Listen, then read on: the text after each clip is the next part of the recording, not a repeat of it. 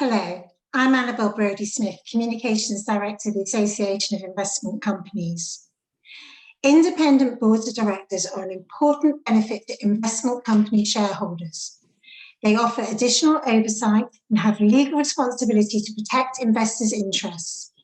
This can involve questioning managers, negotiating lower fees, merging mandates, or moving the portfolio to new management.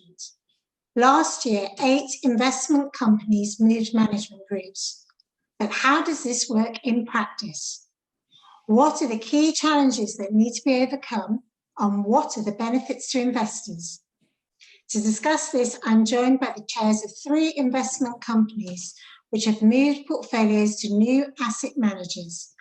Arthur Copple, Chair of Temple Bar Investment Trust, Susan Platts-Martin, Chair of Baillie Gifford China Growth Trust, and Glen Suarez, Chair of Edinburgh Investment Trust. So Arthur, on to the questions. What was the initial thinking or events that led to the manager change? The performance at Temple Bar had been really very worrying. It had underperformed its benchmark by a very substantial margin. And then the most important member of the management team had to retire due to ill health. So the board had very little option really but to question whether the current, the replacement management arrangements were to continue to be in the best interests of shareholders. And we decided that we would have a study as to whether the investment management style was correct and whether the investment management arrangements were correct. And after a very prolonged, thorough and deep investigation into both, we decided that the style was still a good style in terms of rewards for shareholders, but it was important to change the management arrangement. Very interesting. Glenn, how about you? What were the events or the initial thinking that led to the change? Nearly the same, actually. We had started underperforming in 2016, continued underperforming in 17, 18, and 19. And the challenge for the board, that when underperformance occurs, it could be temporary, it could be structural. And the challenge for the board is to identify which one of these things it is. And that's really what we spent most of 2017 and 2018 trying to do. But as part of that, we benchmarked our then manager against what was available in the market. And that was really how we got to changing the manager. Yeah, that makes sense, that benchmarking. Susan, what were the initial issues that made you change manager? Well, in common with other investment trusts, we had annual strategy days. And at our strategy day in January 2019, the picture was looking a little bit gloomy. We looked at underperformance numbers over 1, 3, and 5 years, a persistent double-digit discount. Witten Pacific was the only remaining trust in its sector, and the sector itself, the Asia Pacific, including Japan sector, was not in demand when looking at the relative statistics and cash flows and sizes on the open-ended fund sector. And as an actively managed fund, the board felt that underperformance could not continue indefinitely. So we made an announcement shortly after that strategy day in February 2019 that if underperformance were to continue over the 2 years to the end of January 2021, then proposals would be put to shareholders, which would include a cash option at close to net asset value. That was a very bold statement from the board. It was a commitment. It definitely was.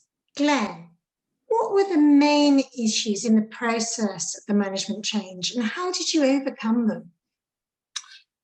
So there were 3, really, that we had to consider, that I had to consider as the chair of the board. The first one was, did the board have the competence and the time to be able to supervise this very, very complex process?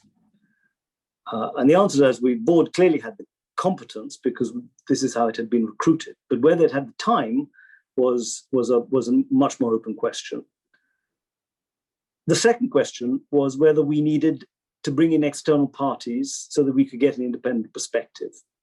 And the answer to that was yes. And the external parties were able to provide a lot of manpower and resource that we needed to complement the board, so the board wouldn't be overburdened, because you make a mistake very easily in those circumstances when you're overextended and trying to do too much. And the third one was the very complicated challenge around transition from one portfolio. I think very few of the stocks, in fact, from the previous portfolio went into the new portfolio. So there was almost 100% turnover, which had to be managed. We challenge solved by appointing a transitional manager, but required a lot of input from the board to supervise and to monitor that process. Yeah, that sounds a lot of work, the transitional manager. Transitioning of the portfolio, you don't really necessarily think through how that's going to work. Mm. Susan, what were the main issues in the process and how did you overcome them? Well, we realised when we were partway through the 2-year period I referred to that we'd set out in our announcement, we realised in 2020 that the chances of outperforming over the designated period were slim. So we bit the bullet and decided to take action early. And after considering a number of options, we decided to go for a beauty parade. There was a delay in the process because we really wanted to ideally meet our prospective managers in person, certainly the shortlisted ones that we wanted to interview. So the COVID measures prevented us meeting in person. So we put things on hold, hoping that the situation would change. It didn't. So we carried on using Zoom, which is how we're all used to working these days.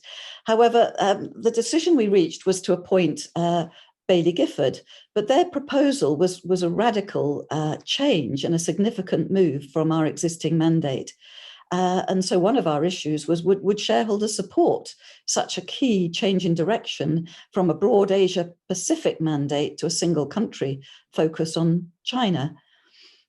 So I spoke to our largest shareholder before we made any announcements or decisions to see if they were supportive, which indeed they were. So then it was a question of putting this to a shareholder vote, but of course not being entirely confident or certain what the outcome would be.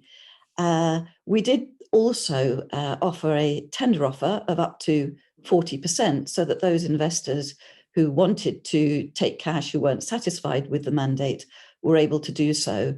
And that, in fact, was actually undersubscribed. And another issue for us, again, mandate related, was that we were on the list of dividend heroes as Witten Pacific for growing the dividend over a large number of years. But the China strategy was very much a growth strategy.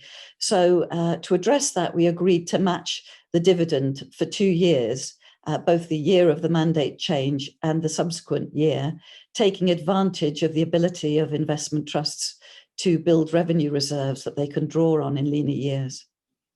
You're very radical and bold, not only to move manager, but to change your mandate completely. Very interesting. Arthur, what were the main issues in your process and how did you overcome them? Well, once we decided that we were going to stick with a predominantly UK equity portfolio managed in a valued style, the main decision then to take is who in the world is best placed to implement that style. And what we did was that we actively reached out to investment management firms across the globe to ask them to put in proposals to manage Temple Bar, and we got 19 proposals, and that was whittled down to 6 and finally down to 2. But that was an arduous and very time-consuming, as Glen says, process. And then after that, we had to replace our AIFM, our company secretary, and our fund administrator. And again, that's an arduous selection process. So it's a question of devoting the time and the resources. And again, like Glen, we had external help, without which I think the whole process would have been impossible. Yeah, a lot of work. You definitely need the right external help to help you get through it. Yes, you do. Susan, yeah, exactly. Susan, how did you communicate with shareholders during the change? Well, in a combination of ways, through calls to our largest shareholders, from me, from our broker, JP Morgan Cazenove, from Baillie Gifford. Baillie Gifford also held webinars, stock exchange announcements, circulars to shareholders, information that we put on our website, and the financial press were picking up the stock exchange announcements. So in a broad variety of ways.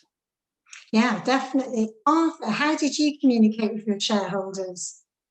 Well, it's very difficult to communicate with our shareholders before any announcement is made, because they comprise individuals, tens of thousands of individuals, and UK wealth managers who themselves have thousands of underlying clients, and so they are very reluctant to be made insiders. So the communication takes place after the announcement has been made. And we made videos that we could put on the website with me explaining what had happened and why, and the new managers explaining what was going to happen. We had presentations by Zoom to shareholders, potential new shareholders, media, sell-side analysts. I mean, I can't tell you how many presentations we did. I think we were reasonably successful in getting our message across, both via the media and direct to shareholders and interested parties. Sounds like you were very busy, Arthur. Busy. That's the understatement of the session. Interesting. Very interesting. Glenn, how about you?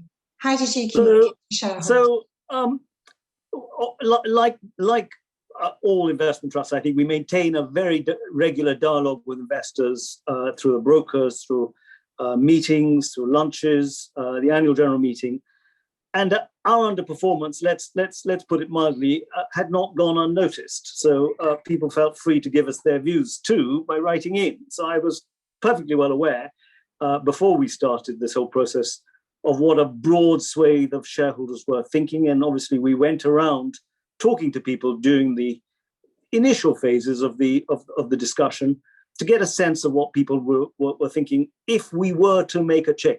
Obviously, we hadn't at that stage decided to do anything, but it gave us an opportunity to test out views.